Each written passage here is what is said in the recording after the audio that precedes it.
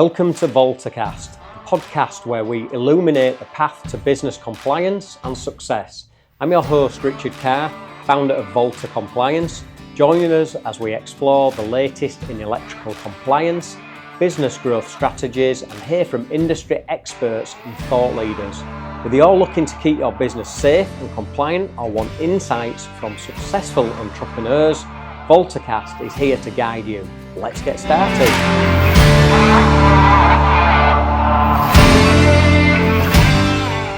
Hi and welcome to this week's episode 3 of our Voltacast, where we have Operations Director Chris Porter from Tadcaster Community Trust. Chris, could you tell us a little bit about yourself and your role?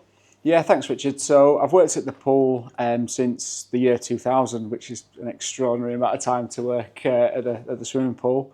And I've worked my way up from apprentice through to assistant, to duty manager, to facility manager, and now kind of ops director in the role. And I've been doing this role for about 14 years now. So yeah. Okay. And how did that start out? And did you start as a volunteer there, or were you started as an apprentice, or how did that work? I started as an apprentice. So what happens is I left school, and so I left school in the June 2000, and my parents and my sister, not obviously that quickly, but at the time they moved to Spain, and I knew all along that I wasn't going to go with them. Yeah. So my idea was to stay with some of my mum and dad's friends for 2 years till I was 18, and then kind of find my own way and, house or rent or whatever. And then I'd actually enrolled on a course at York College. It was like a sports science course. Yeah. But then the role came up at the swimming pool, and it was the same qualification or a similar qualification, MVQ in sport and recreation, but you got paid for it.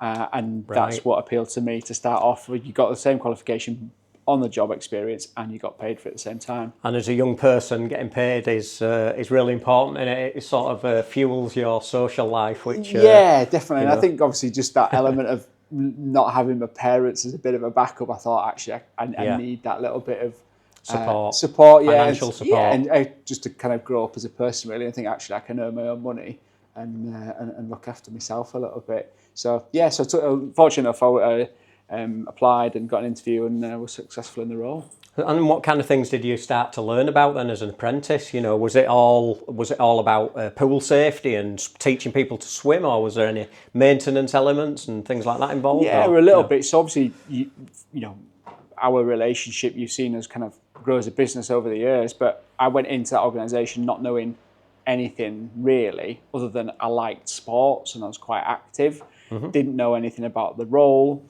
So the first 6 months I learned and trained how to be a lifeguard, passed that qualification, and then the same, and I managed to pass my swimming teacher's qualification. So really those qualifications are the first 2 that I achieved, and then on the job experience was kind of dealing with customers, how to use front of house tool systems, lots of cleaning, kind of setting up, de-rigging equipment, just the general day-to-day stuff that you don't really think about that goes on behind the scenes. So that was before it got any more technical, and that was sort of the basics. You came into it, you learnt some of the basics, and you decided whether that was going to be the right kind of future for you, career progression. And I've always, to be honest, I've never really, leaving school, I didn't really know what I wanted to do. I know some people know from 10, my little boy's 10 now, and he has his own little career, that's what he's going to do. I didn't know what I wanted to do. I just knew that I liked sports, and I was good with speaking to people. Even as a 16-year-old, I was always kind of confident at doing that. Okay. And then I think leisure just molded or fit really well with my style and what I liked, and I liked then teaching kids how to swim and seeing those progress. And then luckily enough at the pool, it seemed to go hand in hand with every time I'd achieved a qualification and learned something new, there was another opportunity. And I think that's ultimately why I've stayed at the pool so long, is because of that, that incremental change and just that next qualification or that next bit of experience. Okay, so how many staff does the pool have? So we've got 48 staff, we've got 15 full-time members of staff, and the rest are made up of contracted swimming teachers, coaches, casual members of staff, and we've got some 0-hour contracted staff that cover holidays and sickness and things like that as well. but we've also got an army of volunteers. So we've got at the moment 75 volunteers. Wow. Which makes us unique in the way that we operate. We have more volunteers than we have full-time paid members of staff. But the volunteers, for those that don't know, Tadcaster Swimming Pool do an unbelievable job, and they do a variety of different jobs from lifeguarding, gardening, maintenance, reception. And how many of these people are from the local community? Is it a high percentage, or is it people from all over? No, most of them are from the local community, so kind of Tadcaster and I guess surrounding villages. Some come from a little bit further afield, but that's probably something a bit more specific. If it's a website designer or a health and safety consultant, something like that, there's a bit more of a broader. And what kind of skills can volunteers learn at Tadcaster Community Trust or Pool? Yeah, everything. So the main roles that we have where we would teach people are the lifeguard side of things. Yep. So they get taught how to become a lifeguard, and they get the National Pool Lifeguard qualification, national recognised qualification, really, really good qualification for anybody to have. It gives you that, obviously, bespoke lifeguarding skills, but it gives you a really strong first aid element. For me, everybody should know how to do first aid from when you leave school, but unfortunately, not everybody does. This gives you a really good... And you'd think that'd be a standard in schools, wouldn't you? You'd think, like, why not teach our kids how to have those life skills? Yeah, but they do cover it, but not to any detail where you'd be confident enough to do anything. And I know there's a lot of countries in Europe that make it mandatory, or even part of your driving test, you have to do a first aid element, which is really interesting. So that gives you a really good qualification, and then we ask for people to volunteer a number of hours back to us in kind of return for the payment that we've paid for their qualification. And then what we do is we don't take any contracted casual members of staff on unless they've completed those voluntary hours. And it gives them a chance to demonstrate that they're dedicated, that they're professional, that they're going to turn up when they say they're going to turn up. And it gives us a really good insight to see what kind of person they are and if they're going to fit our team. And how do you find the local community? What's the success rate? Is it good? Yeah, I think people always are a bit kind of volunteers or 16-year-old, but honestly, it's surprisingly high. I would say high, 95%, onwards. People sign up to the course, complete the course, pass the course, deliver the 25 hours voluntary, and continue to either work with us or work in another organisation with that qualification. And it gives both parties a tryout, doesn't it? You can experience what that young person's like, and they can experience what you're like as an employer. And I find that working with young people ourselves, that always makes for a good recipe for moving forward. It's sort of try before you buy, isn't it? Yeah, definitely. And it's nobody's got any ties. You can work together and see if you want to move forward with that. Yeah, absolutely. And I think I'll say most of them do continue to work with us, and the ones that have moved on to maybe a full-time role as a lifeguard in another organisation, the amount of comments that we get from their employers to say how strong they are, and they've been taught right at the beginning, which has benefited their company and their organisation. And I think you're a little bit like us as well, because this happens to us, and sometimes we work with people for maybe 10, 15 years, and they go away and they work somewhere else, and we've had people come back, and that's really nice. They've had that upfront investment into their training them correctly, as you say, and I think people can compare that when they do go elsewhere, and then maybe think actually that was the place for me.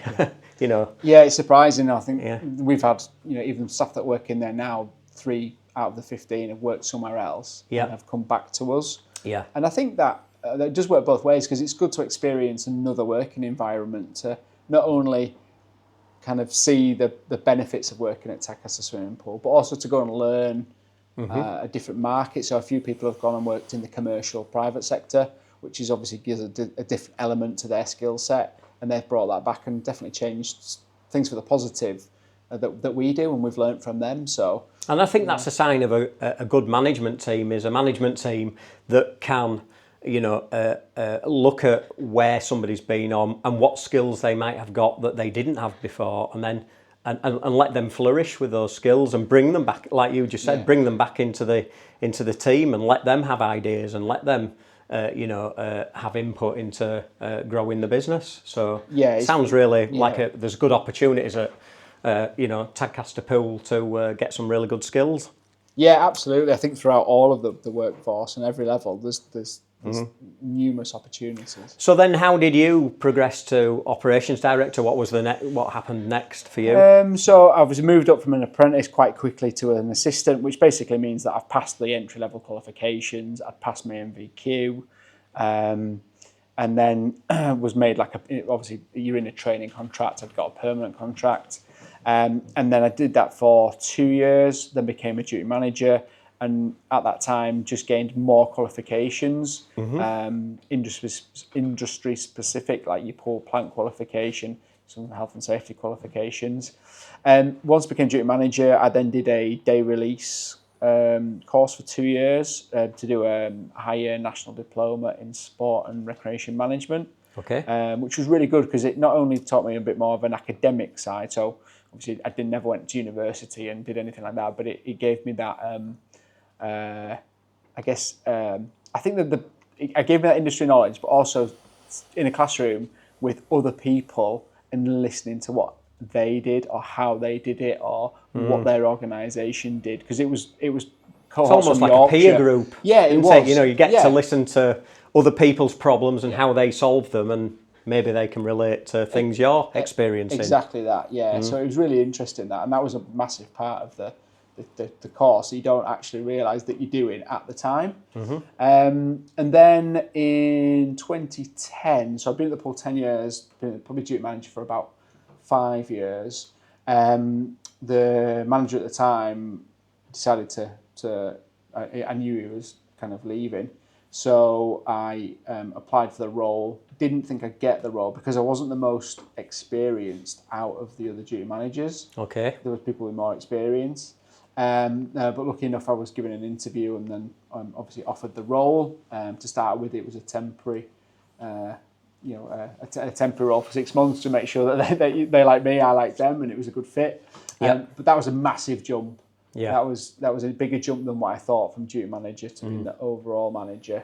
And really, my new title, ops director, is just for the next step, really. So that's kind of in my role, it's very hands-on, lots of kind of day-to-day operation, whereas now I'm trying to kind of elevate myself a little bit more and look at the business from, standing away outside from in. it. Exactly that, and seeing where we can improve. Can we do this differently? Can we go out? So tell us about some of the things that you've looked at to try to improve the business over the last, however many years. What kind of things have you looked at? Well, I think we're constantly looking at stuff all the time, and that's a really good thing about Tadcaster Community Trust. It's not linked to a local authority where we might have to do certain things because that's what they want to do. Right. We're a registered charity. We're a not-for-profit, so we're not here to make fortunes. We need to make enough money each year to pay the expenditure and keep the doors open, but also do the right thing for the community. So every 3 months, our timetable can change. So if there's something that doesn't work, we can change it. If it's something that's working really well,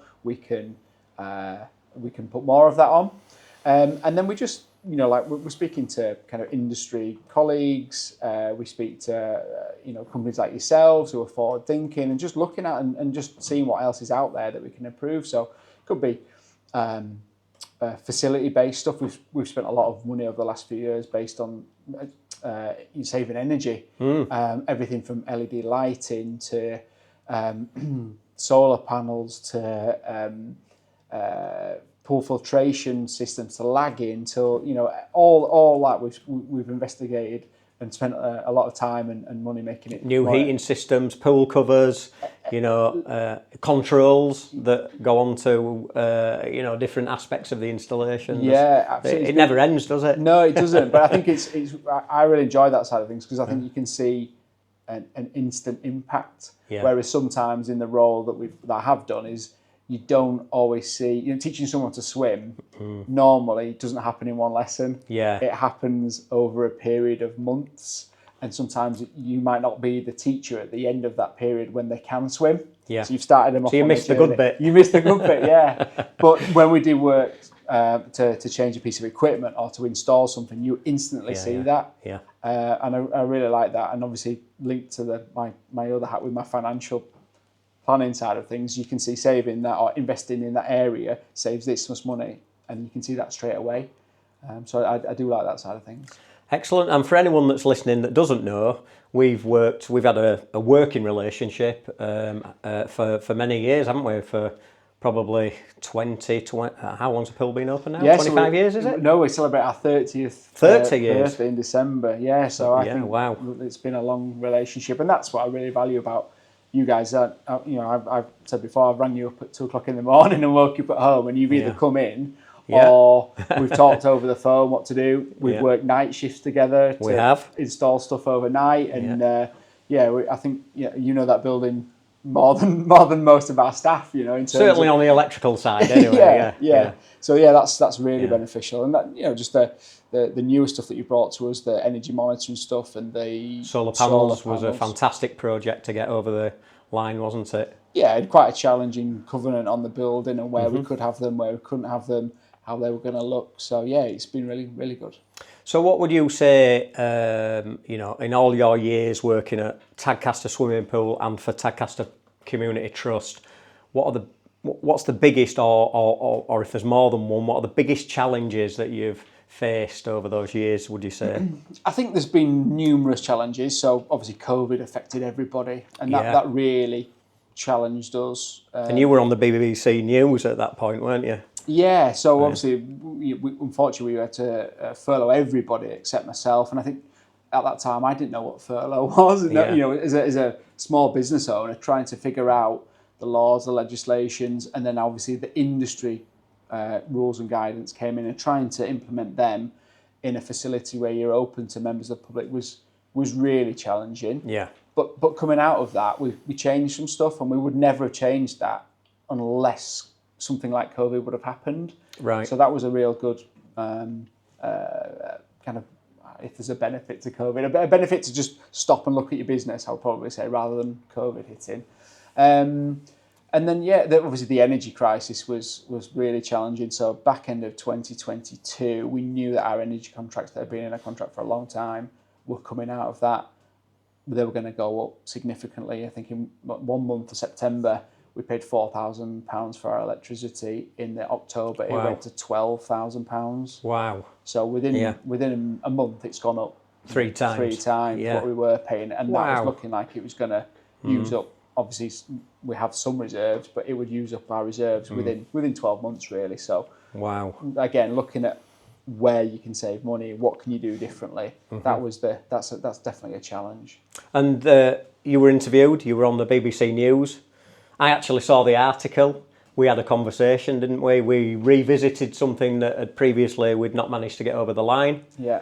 And it resulted in not as big as we wanted, but a solar panel system on the roof that supplements some of your energy consumption at the moment. Yeah, so I think since I put those posts out on social media about our bills, I became famous overnight, and everybody wanted to speak to me, and I was representing swimming pools throughout Yorkshire and the UK. But it was just a really kind of clear thing of what was happening in our industry, that this is happening to most of the swimming pools in the area, and people didn't realise that was happening. But yeah, it definitely gave us an opportunity to look at what we hadn't done and maybe reapproach things slightly differently, or to go back to our covenant owner and say, can we have this, or we want to do this, and these are the consequences if we don't. So yeah. And were there any casualties then, as far as you're aware? Other swimming pools or leisure centres that actually didn't make it through? Yeah, definitely. So obviously coming out of COVID, not all swimming pools opened again.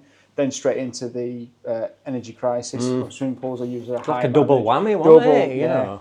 Yeah, double whammy. So yeah, some didn't open. And then those ones that are local authority run or operated, you're taking massive hits on the energy side of things, and obviously people don't see that in public money, and what the challenges are in that sector. So as a community trust and a community swimming pool, I know that you offer lots of other things aside from swimming lessons and swimming and what you'd normally expect from a swimming pool? Just give us a rundown of other things that you've got. So on site we've got 2 swimming pools and a fitness suite. So within the pool, it's a really varied program. So we do the normal public swimming lessons. We do lots of school swimming. We do lots of clubs. So we have Tadcaster and York Sports Swim Squad with us, Tadcaster Stingrays, which is a disability swim squad. We've got a couple of triathlon groups that work with us. We do an annual triathlon every year to kind of showcase the facility in Tadcaster and what it's got to offer. And then we do lots of training. So we train lifeguards, we train our own staff, we do swimming teachers training courses, we do first aid training courses. Is that in-house, out-of-house? Yeah, both, no, or? so we have a training room which is just down the road from us. But yeah, we do everything in-house ourselves. So we've got a few members of staff that are trained up to become tutors, and they train and obviously give candidates that training qualification. So that sounds really interesting that you offer such a diverse range of different services and opportunities for young people and staff and visitors. It's brilliant to see that it's thriving in the public community in such adversity coming out of COVID and having to deal with the energy crisis. It sounds like you're one of the success stories, but not through, it's not been easy, has it? No, and definitely not. And I think that the variety is key to me staying in the role for so long. And obviously, our management team, they've been in the role for a long time as well. So that variety is definitely key, not only for the program that we offer, but for the guys that work at the swimming pool. Yeah. Okay, that's really interesting. Thank you very much, Chris. Well, it's been really good to hear about Tadcaster Community Trust and the pool, and to hear a little bit about you. So I'd like to thank you for coming on to the show today, and we'll end it there. Thanks, Chris. Thank you, Richard. Cheers.